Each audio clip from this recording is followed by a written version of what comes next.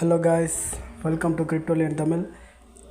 இன்றைக்கி நம்ம types of chart patterns in crypto அதை பற்றி தான் பார்க்க போகிறோம்.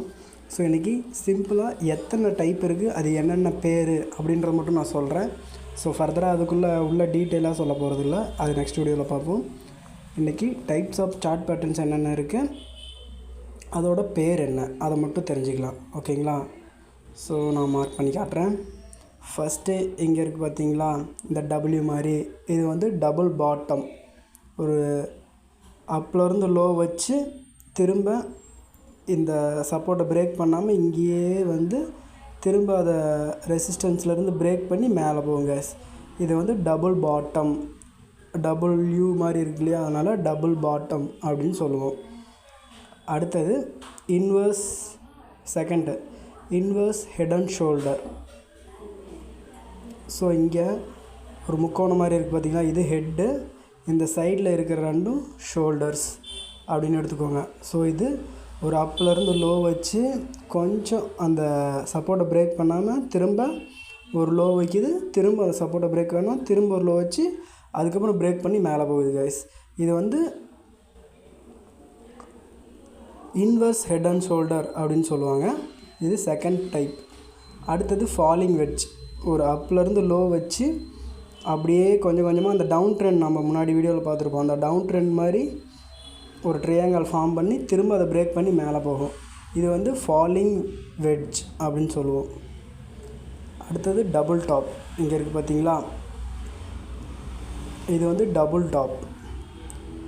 ஃபஸ்ட்டு கீழேருந்து ஒரு மேலே போயிட்டு திரும்ப அந்த சப்போர்ட்டை பிரேக் பண்ண முடியாமல் ஒரு அப் வைக்குங்க. அங்கேருந்து ஒரு சரிவு பார்க்கும். இது டபுள் டாப். முன்ன பார்த்தோம் இல்லையா ஃபஸ்ட்டில், இது வந்து டபுள் பாட்டம். 2 டைம் பாட்டம் வந்துட்டு போனால் அது டபுள் பாட்டம், 2 டைம் மேலே வந்துட்டு போனால் அது டபுள் டாப் அப்படின்றத ஞாபகம் வச்சுக்கோங்க. அடுத்தது ஹெட் அண்ட் ஷோல்டர்.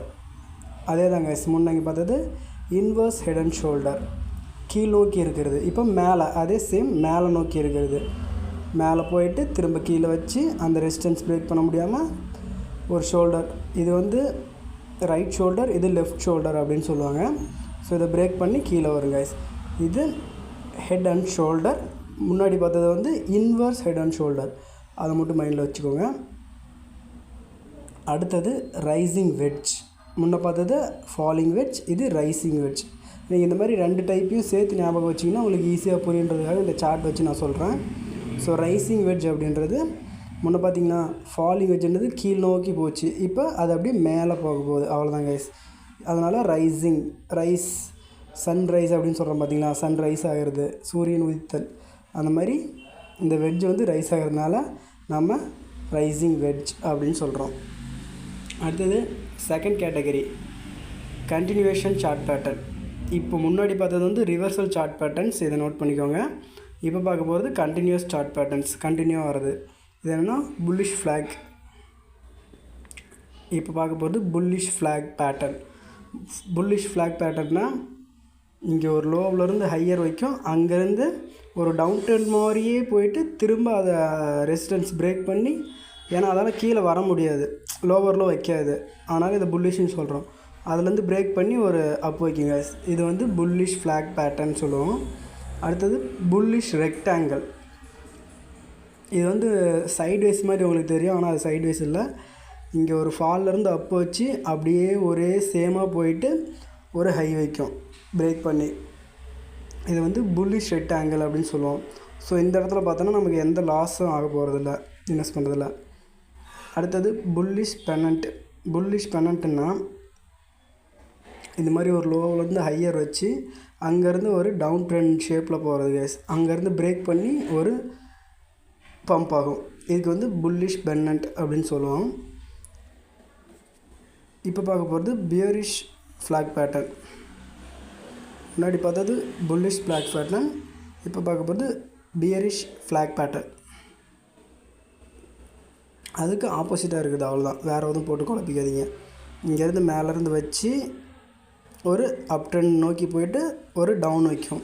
பியரிஷ்னால் உங்களுக்கு தெரியும், அது பியர் கரடி இருக்கு இல்லையா, அது நம்ம கீழே தள்ளி விட்டுதோ ஒருத்தர் கொல்லும் அப்படின்னு சொல்லுவாங்களே, அந்த மாதிரி ஞாபகம் வச்சுக்கோங்க. இது வந்து கீழே வரப்போகுது அப்படின்ற இந்த பேட்டர்னில் இருந்தால் கீழே வரப்போகுது அப்படின்றத நம்ம புரிஞ்சுக்கலாம். அடுத்தது பியரிஷ் ரெக்டாங்கிள். முன்ன பார்த்தது புல்லிஷ் ரெக்டாங்கிள்னால் இது அந்த ரெசிஸ்டன்ஸை பிரேக் பண்ணி மேலே போகும். இப்போ பியரிஷ் ரெக்டாங்கிள்னால் ஒன்றுமே இல்லை கைஸ், அதுலேருந்து கீழே வரப்போகுது, அவ்வளோதான். இந்த மாதிரி சிம்பிளாக மைண்டில் வச்சுக்கோங்க, உங்களுக்கு ஈஸியாக புரியும். இது வந்து அதே மாதிரி சேம் வந்து கீழே பிரேக் ஆகுது. இது வந்து பியரிஷ் ரெக்டாங்கிள் அப்படின்னு சொல்லுவாங்க. ஸோ இது மேலேருந்து ஒரு நிமிஷம். ஸோ நான் முன்னாடி பார்த்த இது வந்து புல்லிஷ் ரெக்டாங்கிள் வந்து மேலேருந்து கீழேருந்து மேலே வந்து அதுக்கப்புறம் ஒரு சைட்வேஸ் வச்சு பிரேக் பண்ணி மேலே போகுது. பியரிஷ்னால் கீழேருந்து ஒரு மேலேருந்து கீழே வந்து ஒரு சைட்வேஸ் வச்சு அதுலேருந்து கீழே வந்துச்சுன்னா அது பியரிஷ் ரெக்டாங்கிள். இந்த மாதிரி மைண்டில் வச்சுக்கோங்க, உங்களுக்கு ஈஸியாக புரியும். பியரிஷ் பென்னண்ட்டுன்றது முன்னே பார்த்தோம் இல்லையா, புல்லிஷ் பென்னண்ட்டு. இது வந்து கீழேருந்து இந்த ஷேப் வந்துச்சா, இதே மாதிரி மேலேருந்து இந்த மாதிரி வந்தால் இது பியரிஷ் பென்னண்ட் அப்படின்றத புரிஞ்சிக்கலாம் ஈஸியாக. உங்களுக்கு இந்த ரெண்டையும் வச்சு டிஃப்ரென்ஸ் பண்ணி பார்த்தீங்கன்னா ஈஸியாக தெரிஞ்சிடும் எந்த மாதிரி சார்ட் அனலைஸ் பண்ணுறது அப்படின்றது. ஸோ இப்போ பார்க்க போகிறது நியூட்ரல் சார்ட் பேட்டர்ன்ஸ். இப்போ மொத்தம் 2 கேட்டகரி பார்த்துருக்குது இது வரைக்கும். ஃபஸ்ட்டு பார்த்தது ரிவர்சல் சார்ட் பேட்டர்ன்ஸ், ரெண்டாவது கண்டினியூவேஷன் சார்ட் பேட்டர்ன்ஸ், மூணாவது neutral chart pattern guys. Neutral chart பேட்டர்ன்ஸ்னால் ஒன்றும் இல்லை, அசெண்டிங் ட்ரையாங்கிள் ஃபஸ்ட்டு பார்க்க போகிறோம். அசெண்டிங் ட்ரையாங்கிள்னால் ஒரு லோவிலேருந்து ஹை வச்சு அதிலேருந்து ஒரு லோவும் இல்லாமல் ஹையும் இல்லாமல் கீழே வந்து அதுக்கப்புறம் பிரேக் பண்ணோம். இது வந்து அசெண்டிங் ட்ரையாங்கிள் அப்படின்னு சொல்லுவோம். அடுத்தது டிசெண்டிங் ட்ரையாங்கிள், ஒரு அப்பிலேருந்து லோ வச்சு அதிலேருந்து ஒரு லோவர் ஹை வைக்கும். இங்கே இருக்குது பார்த்தீங்கன்னா லோவர் ஹை அப்படின்னு எடுத்துக்கோங்க. அதிலேருந்து சேம் கீழே போகாமல் வச்சு அதுக்கப்புறம் பிரேக் பண்ணி மேலே போனாலோ அல்லது கீழே வந்தாலோ அது டிசெண்டிங் ட்ரையாங்கிள் அப்படின்னு எடுத்துக்கலாம் நம்ம. ஸோ முன்னாடி பார்த்தது கீழேருந்து மேலே போகுது, இது மேலேருந்து கீழே வருது, அந்த மாதிரி ஞாபகம் வச்சுக்கோங்க. இப்போ பார்க்க போகிறது சிமெட்ரிக்கல் ட்ரையாங்கிள். இது பார்த்தோன்னா கீழேருந்து ஒரு அப் வைக்கும் கைஸ், ஒரு நல்ல பம்ப் கொடுக்கும். இங்கேருந்து பம்ப் வச்சு மறுபடியும் ஒரு ஹையர் லோ வைக்கும். அங்கேருந்து நம்ம திரும்பவும் ஒரு லோவர் ஹை, அதுக்கப்புறம் ஒரு ஹையர் லோ அப்படின்னு எடுத்துக்குவாங்க. இங்கேருந்து பிரேக் ஆச்சுன்னா இது சிமெட்ரிக்கல் ட்ரையாங்கிள். பிரேக் ஆனாலோ அல்லது அப்பில் போனாலும் அது சிமெட்ரிக்கல் ட்ரையாங்கிள் அப்படிம்போம். ஸோ டோட்டலாக பார்த்தோன்னா இது எல்லாமே நம்ம இன்றைக்கி பார்த்தது இம்பார்ட்டன்ட் சார்ட் பேட்டர்ன்ஸ் அப்படின்னு சொல்லலாம். ஸோ இதெல்லாம் ஞாபகம் வச்சுக்கிட்டீங்கன்னா உங்களுக்கு ஒரு 80% நாலேஜ் கிடச்சிடும், எப்படி சார்ட் அனலைஸ் பண்ணுறது, எந்த மாதிரி வந்தால் எந்த மாதிரி பார்க்குறதுன்னு. ஸோ இது உங்களுக்கு சிம்பிளாக புரியுன்றதுக்காக இந்த மாதிரி சொன்னேன். ஸோ இதுதான் guys today's video. Thank you for வாட்சிங்.